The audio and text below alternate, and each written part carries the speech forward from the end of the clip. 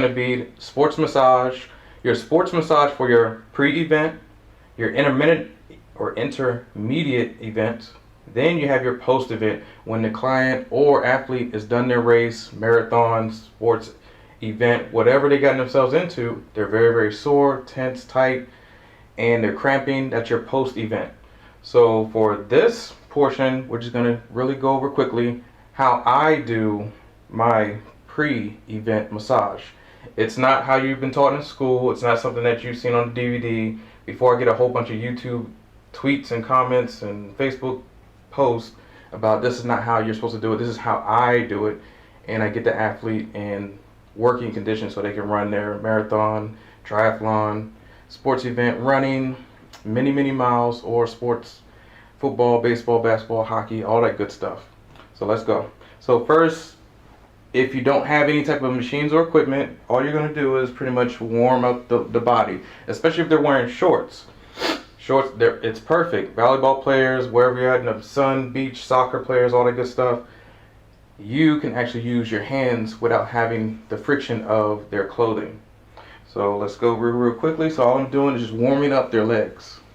Just oscillating, just like a fan oscillates. Goes from side to side or rotation. So just, and my hands are loose. They're not grabbing or anything.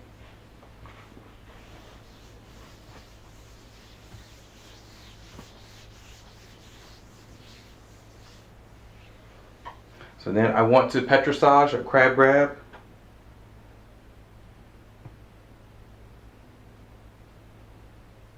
And I'm not staying in an area for more than a couple seconds, and I'm moving on.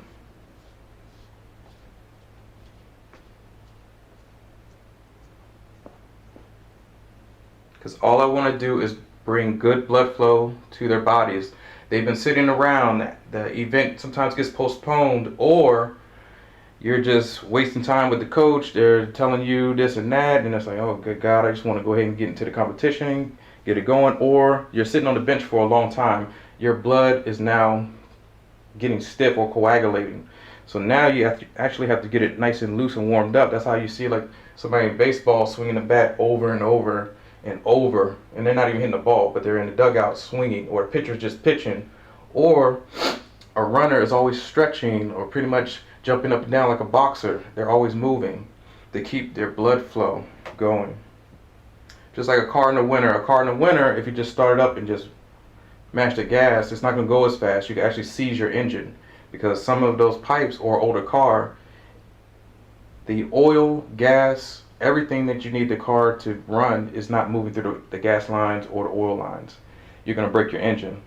So same thing for an athlete. If you don't warm up, you can pop something, break something, pull something, you're out of the game. And when you catch a cramp, you're really out of the game. You can't perform at your highest potential. So from all your crab grabbing and all that other good stuff, you can come in and chop in if you want to, just chops.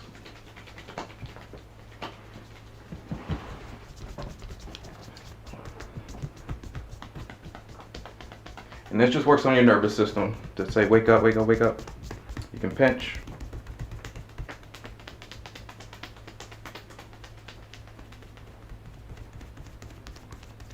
Circles. Get those feet. The inner calf.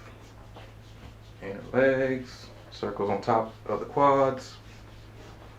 And that's pretty much all I do for about 5 to 10 minutes. That's it. Both sides gets 5 minutes. Their arms I really don't worry about too much unless they're doing an athletic event with their hands and their arms. Hands and the arms are a waste of time sometimes, because the athlete just wants you to work on their lower back, hips, legs, feet. That's about it. So if you don't have tools or anything, you just got to use your hands, improvise, warm their bodies up. That's pretty much your pre-event sports massage. There's nothing tricky to it, nothing fancy. You do not have to follow somebody's rules like on YouTube or these sports massage videos. I've seen many of videos, and they all do it differently. There's no set way of doing a sports massage or any massage. It's the way you want to do it. You can rock, you can chop, pound, do what you gotta do. There's no right or wrong way. You can even do tapotement, whatever you feel like doing. So now we're gonna go ahead and go into the intermittent or intermediate massage, or intermittent just means that, say, a swimmer or runner, they just ran their event, but they're getting ready for the 800-mile or 800-meter run, or the long jump, or whatever it is, or the next swimming event. The swimmers, they'll go sit in those hot tubs or pools to stay warm, to keep their blood. That's why you always see them sitting in those pools. Like, why are they sitting in a hot tub just chilling, talking to each other? That's why. You don't want to be outside that pool, because remember, you're in a warm pool for just a hot second when you did your jump. Then when you get out, that cold wind and breeze, even if you're in a 65 or 70 degree heated inside event, it's still going to be cold to your body. So we're going to use a machine that's pretty much going to do all the work for you, pretty much. I'm not going to do the opposite side, because you're going to do the same thing from here on the other side. That's all. So now if you have a device or machine,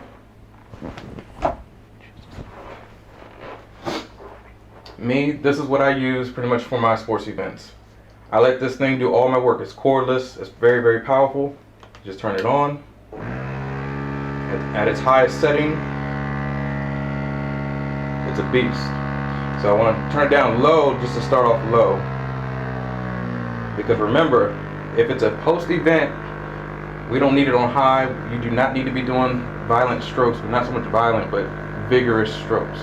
So you turn down a little bit more to where it's almost off. Start with the quads. And actually, I didn't even prepare my client's leg, so let's prepare the leg first.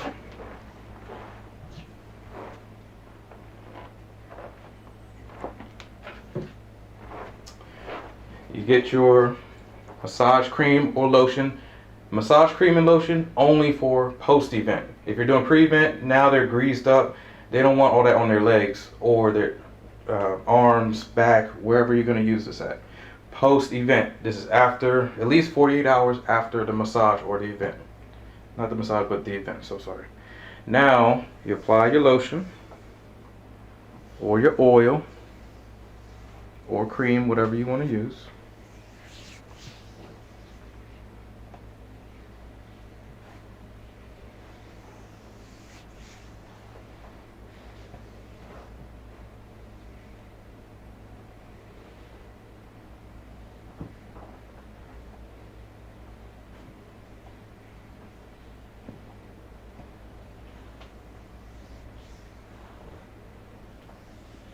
All the way down to the feet. And remember, post-massage, they're recovering. All I'm doing is light strokes, petrissage, pretty much tapotement, some crab grabbing, and just lightly moving blood to where it needs to go. Really, really, really slow. Never really, really fast. I mean, you can do fast, it's not going to hurt, but just use caution.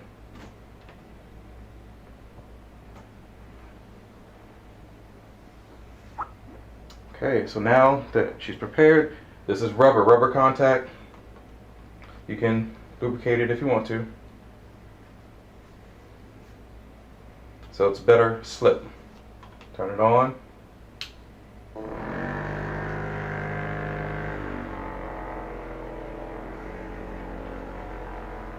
So at your pre-event, the very beginning, you're not going to lube up anything. You're not going to lotion down nothing.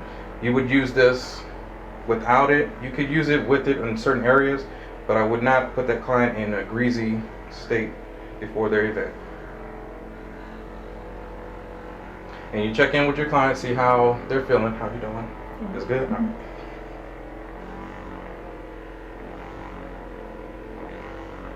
Now remember the striations of the muscles. The muscles go down.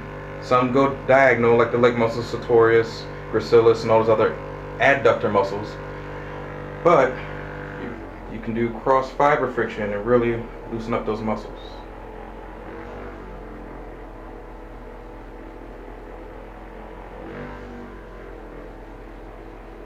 And for those supreme athletes who just want to take pain, and yes, you can really add pain in there if you want to, but we're not going to do that just yet.